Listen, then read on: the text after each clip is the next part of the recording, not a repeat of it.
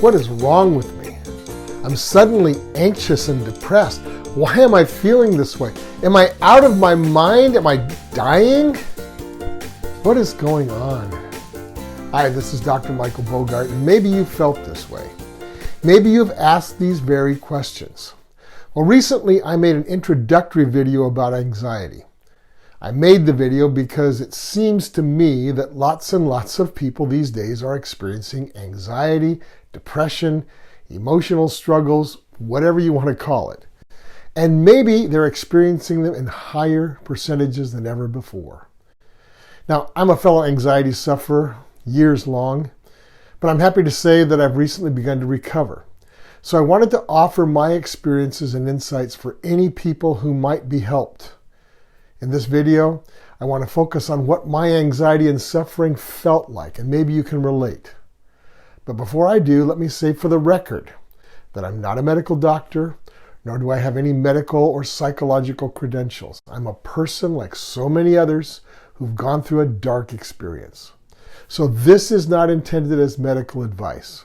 I do have a doctorate, but it's in the field of education. So if my degree has any worth regard to this subject of anxiety, it's due to the research skills I learned while getting my degree. And believe me, I did scour the internet for answers.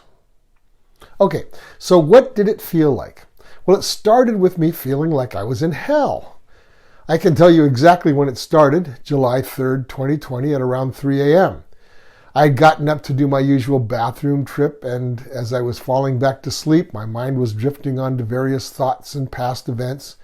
And suddenly I was fully awake, in utter terror, feeling like I was alone, unloved, and completely unable to make personal contact with anyone. In my distress, I woke up my wife, and I tried to explain what was happening, how I felt. She was freaked out, of course. So she opened her Bible on the nightstand and began reading Psalms and praying aloud. Now, this was not sleep paralysis, I can guarantee you. The whole time I was fully aware of what was going on. I knew what she was saying and doing, and when she turned on the light, I could see, I could hear, I could talk, I could move around. As the scripture she was reading began to sink in deeper and deeper, she finally got me calmed down. I went back into a fitful sleep, but just for a few hours. And then I was up before sunrise, sitting in a chair having a series of panic attacks. These attacks went on sporadically for days, even a couple of weeks afterwards. Now, this just wasn't me. I had never had a terrifying experience like that before. I never had a panic attack in my life. I was 66 years old at the time and in pretty good health. But from that day onward, my health deteriorated dramatically. I'll talk about the health side of things in another video. Since then, for the past 2.5 years, I have suffered a series of physical problems that doctors simply cannot identify the cause of.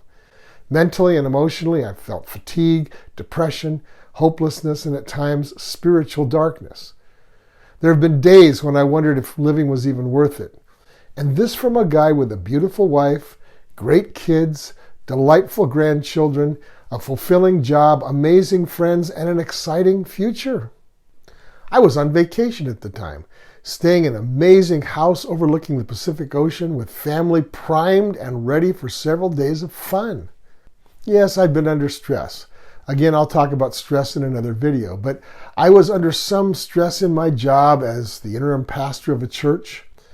I'd had a rather disappointing day or two over a couple of things prior to leaving on vacation. And of course, like so many, we as a church were trying to figure out how to deal with the mandates, the restrictions, and the shutdowns of the COVID crisis. I'm sure these things had something to do with my experience. But it wasn't just depression, and it didn't seem like the kind of normal slide into a nervous breakdown that you hear about. It was instantaneous, dramatic, and horrifying. If I had a mortal enemy, I wouldn't wish that experience on them. So that's what it felt like for me.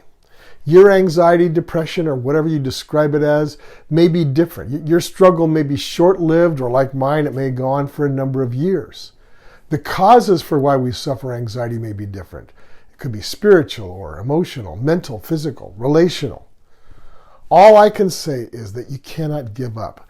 Ephesians 6 says, "Stand your ground, putting on the belt of truth and the body armor of God's righteousness." Now, I knew that if I gave in, whatever this darkness was would just take over. And I could not allow that. Also, you can't just sit back and allow others to tell you what's wrong. Sure, medical professionals can help. Psychologists and counselors can help. Friends can be helpful. I even saw people in natural healing who were a great help to me. But ultimately, you are your own primary care specialist. It's your body. It's your mind. And sometimes you're in the best position to sift through all of the advice and data that others give you to come up with what will work for you. I'll see you in the next video where I will talk about the physical side of my journey. This is Dr. Michael Bogart with Aspect Ministries. I hope to see you there.